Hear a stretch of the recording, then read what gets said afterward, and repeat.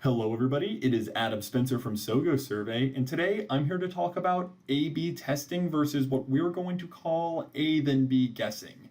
So without further ado, let's get right into it.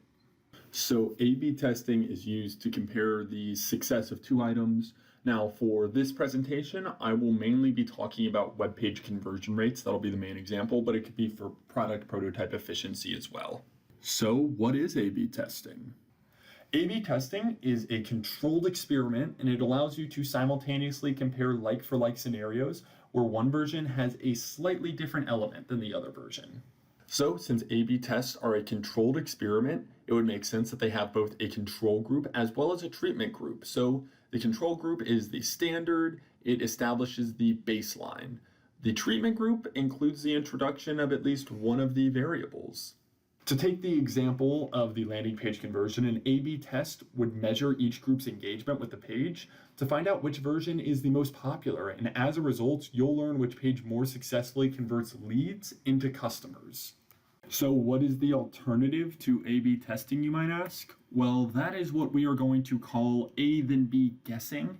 Now, this is when a new version of, for example, a web page is created and published online, but its performance is then measured without a concurrent testing of the old version. So because of that, how would you know whether any variations reported are the result of the change? A then B guessing really just includes far too many variables to actually be successful. So besides A-B testing and A then B guessing, as we call it, there is also AA testing. However, an AA test has one significant difference, and that is that there is no difference between the two testing scenarios. You're testing the same thing against itself. Now, this is mainly to validate the accuracy of an A-B test, and that's the main reason why people use it. This can also help determine the baseline conversion rate and optimal sample size for your new web page, for example. Now that we understand what A-B tests are, let's get into some real-world examples. So as you can see, I have three examples up here, and I'll get to the Mercedes example in a second, but first I want to focus on Sony Europe and PepsiCo. Now, Sony Europe utilized A-B testing when they were trying to determine what banner ad they wanted to use for their new Sony laptop. One of the banner ads focused on extended storage, and the other focused on customization. Now, Sony Europe's hypothesis was that a lot of consumers don't really care about customization, but through A-B testing, they were actually proven wrong. They went with the banner ad that focused on customization. And that is a good example of how A-B testing can help your business make better decisions. So on the other side of the coin is PepsiCo, who owns Tropicana. Many of you probably know Tropicana for their juice, specifically orange juice. And many years ago, Tropicana decided that they were going to rebrand everything, and it turned out to be a disaster. Within 2 months, they had a 20% drop in revenue, which roughly equated to $30 million according to the Branding Journal, which is a lot of money. If PepsiCo had used an A-B test, they might have realized that, a different rebrand would work better and resonate more with our customers, or they would have realized to stick with their original packaging. And shortly after this released and the cautionary tale that comes with it, they went back to their original branding. But if they had utilized A-B testing, it would have saved them A, a lot of money, and B, it would have been very cost effective.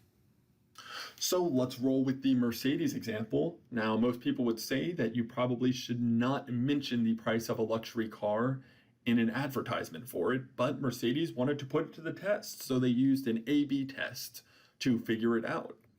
The company created 3 versions of a luxury ad campaign. One did not mention the price whatsoever. Another featured it prominently, and the third included the price peripherally.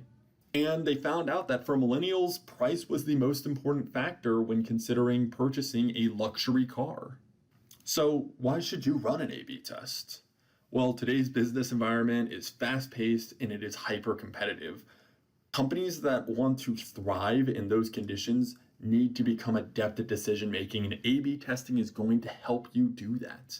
Smart A-B testing can be both cost-effective and time-efficient. So using the A/B testing strategy, you can improve content engagement, you can reduce bounce rates, and you can achieve higher conversion rates and sales. And I want to focus on the conversion rates for a minute. With A/B testing, you're going to be able to see what draws people's eye. You're going to understand how you can turn a visitor, someone just walking by in a sense, into someone who's going to be a customer for you.